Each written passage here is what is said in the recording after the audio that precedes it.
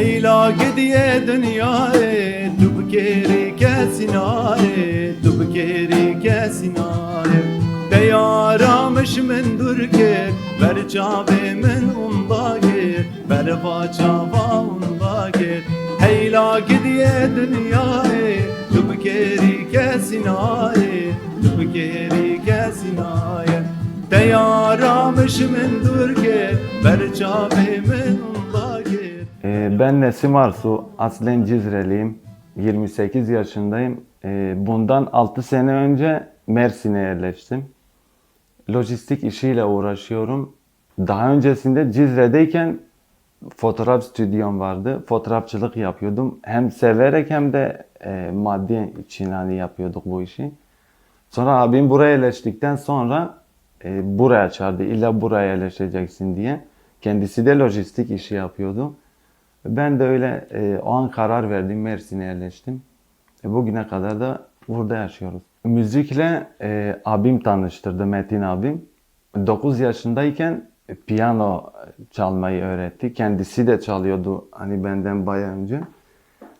Öyle düğünlerde amcamlarım, hani babam, amcamlarım, amca çocukları falan meslek olarak yapıyor. Ben de bayağı bir uğraştım hani müzik sevdası, müzik aşkı çocukluktan geliyor. Hani ondan sonra bir 15-16 yaşında müziğe ara verdik. Fotoğrafçılık hani yaptık amcamın yanında. Bundan 2 sene önce tekrar hani böyle müzik aşkı doğdu. Hani Aram Tigran, Sait Yusuf gibi onlar da vefat etti gerçeği. Mekanları cennet olsun, saygıyla analım onları da. Onları görünce hani duyunca çocukluktan hani duyuyorduk hep onları. Bir aşk her zaman içimde vardı. 2 sene önce tekrar hani karar aldım müzikle uğraşacağım diye. Son 1 senedir de biraz daha öne çıkmaya çalıştım.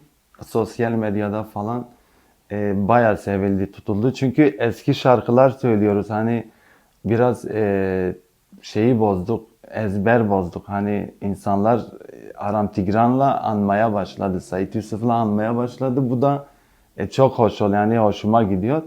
İnsanlar takdir ettikçe de daha çok hani hevesim oluyor. Ben de artık müzik üretmeye çalışıyorum. Hani bu şekilde uğraşıyorum. لباس برد بم تو باش زانی بله دارم الدوشان bahar çüte payizani bele daram الدوشان bahar çüte payizani tezkal kerim becivani levas burd bom tu baş zani bele daram الدوشان bahar çüte payizani bele daram الدوشان bahar çüte payizani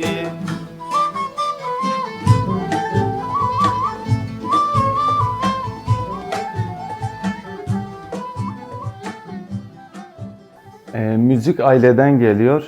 Dededen babaya bize kadar ulaştı. Biz de severek yapıyoruz. Her zaman yani çocukken bile iç içeydik. Ara verdik. Hani maddi açılardan dolayı başka işler yaptık. Müziği arka planda bıraktık.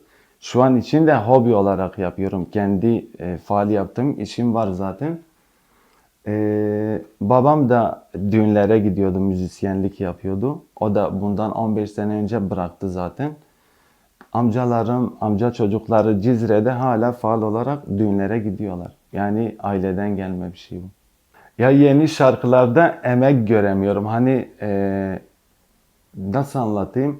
Çok emek sarf edilmediğini görüyorum. Çünkü eski şarkılara baktığın zaman bir sürü kanaat içeriyor o şarkının içinde. Ve sözler olarak da hem kültürel hem de aşk hem siyasi bir sürü anlam yani içinde barındırıyor. O yüzden daha çok hoşuma gidiyor. Bir de eski sanatçılarımız, eski değerlerimiz kaybolduğunu görüyorum. Mesela Sait Yusuf gibi, Aram Tigran gibi ismini sayamayacağım bir sürü değerli Kürt sanatçılarımız var. Bunlar Kürt müziğine yön vermiş insanlar. Bugünümüzde de bir sürü şarkı söyleniyor. Hani melodi olarak anonim gibi duruyor ya da yeni yapılmış şarkı gibi duruyor.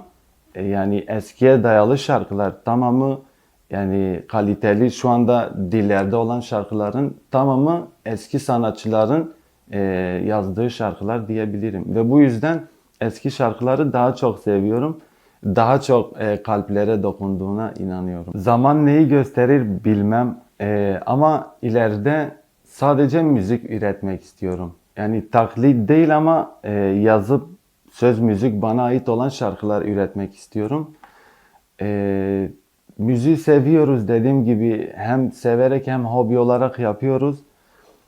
Çok da seviyorum hani şu anda yazdığım şarkılar var. Hani müziğini yarattığım şarkılar var. İnşallah onları ileride paylaşacağım. İnşallah da sevilir. Şimdilik dediğim gibi belli olan bir şey yok. Ama müziği bırakmaya niyetim de yok şu an. ما حشمة قارك الجلك يكا كتجبر جابلك حوري باري وجابلك كتجير اشبور خلك ما حشمة قارك الجلك يا لابيكا وكيبو نبيك ابو طيبو يان يكا آمديبو يا جي او سر حديبو نا والله باطمانيبو